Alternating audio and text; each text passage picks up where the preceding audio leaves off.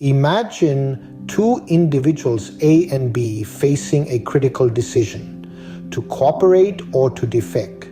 This scenario, known as the prisoner's dilemma, is a fascinating game theory that has intrigued economists, mathematicians, and biologists alike. In this hypothetical scenario, A and B need to decide either choose to cooperate and share the rewards equally, or they can choose to defect, to exploit the other's cooperation for their personal gain. The outcomes are clear.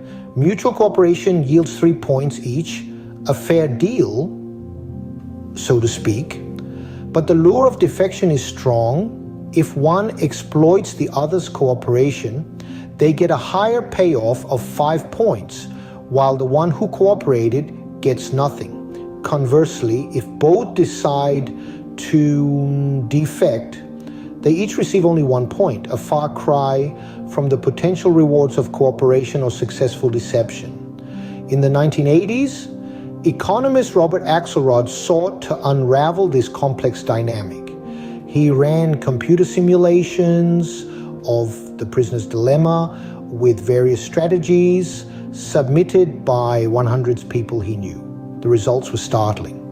Amidst the complex and calculated strategies, one emerged as the most successful: tit for tat.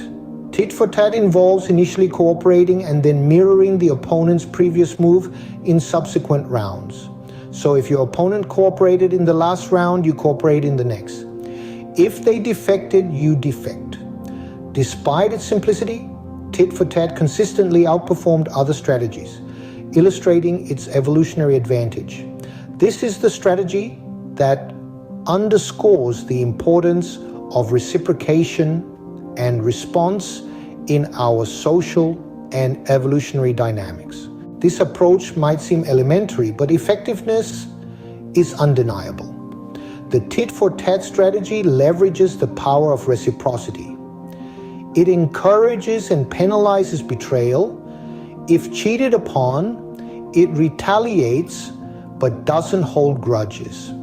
In the short term, it might seem disadvantaged, especially against perpetual cheaters, but eventually it thrives. The cheater exhausts their trustworthy partners and ends up isolated, while the tit-for-tat player enjoys the fruits of sustained cooperation. The major takeaway is the strategic advantage of repeated cooperation rather than winning a single round.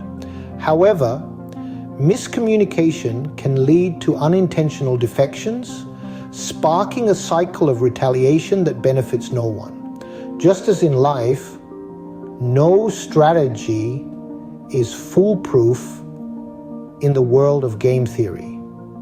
The tit-for-tat strategy, for all its merits, its Achilles heel: the possibility of a signal error. That is why forgiving tit-for-tat, as its name suggests, introduces an element of forgiveness.